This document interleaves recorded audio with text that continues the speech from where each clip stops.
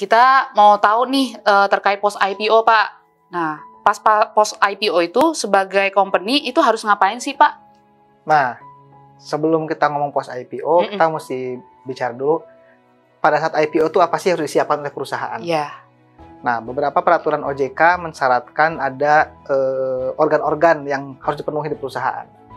Dari mulai undang-undang PT sampai ke peraturan yang paling rendah, ada SEOJK, itu mengatur bahwa di sebuah perusahaan pasti ada organ yang namanya RUPS atau Rapat Umum Pemegang Saham, kemudian ada Dewan Komisaris dengan organ pendukungnya, ada komite-komite, juga di direksi ada sekretaris perusahaan, internal audit. Nah, organ ini yang sudah disiapkan sejak pre-IPO, kemudian di IPO, itu akan sangat berperan pada saat perusahaan tersebut menjadi resmi perusahaan publik. Karena apa? Karena mereka lah nanti akan menjaga terlaksananya ketentuan-ketentuan bagi perusahaan yang wajib dipatuhi pada saat mereka sudah menjadi perusahaan publik.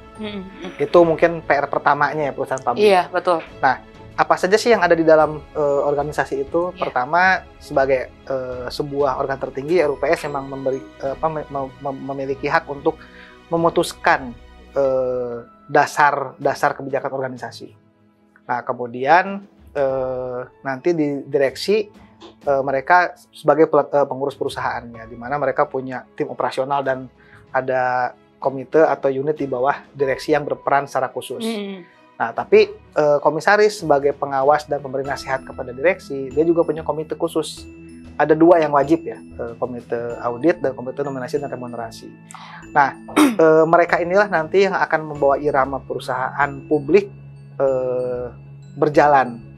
Seperti apa sih mereka? Tapi kalau kita merujuk kepada POJK nomor 51 tahun 2017 tentang keuangan berkelanjutan, itu nanti ada kewajiban bahwa perusahaan itu harus bisa meyakinkan kita semua sebagai masyarakat bahwa mereka punya hasrat, keinginan, mimpi untuk menjadi perusahaan yang tumbuh secara berkelanjutan atau disebut dengan sustainable finance.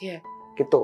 Seluruh perusahaan yang sudah berstatus TBK, dalam arti perusahaan publik ya, karena ada tulisan terbuka berarti di situ, atau yang disebut dengan emiten atau perusahaan yang sudah tercatat di Bursa Efek, yang otomatis mereka juga pasti adalah perusahaan publik, terikat dengan ketentuan-ketentuan tersebut. Jadi ada peraturan tentang pedoman Dewan Komisaris dan Direksi, kemudian ada ketentuan khusus tentang sekretaris perusahaan, komite audit, itu semua sudah diatur. Bahkan situs web perusahaan pun diatur. Oh, gitu. Ada ketentuannya, apa saja yang harus tercantum di dalam website perusahaan. Jadi itu bagian dari nantinya, betul kata Natali, bahwa ini loh perusahaan terpercaya. Kenapa? Semua informasi yang layak menjadi milik publik itu sudah terbuka.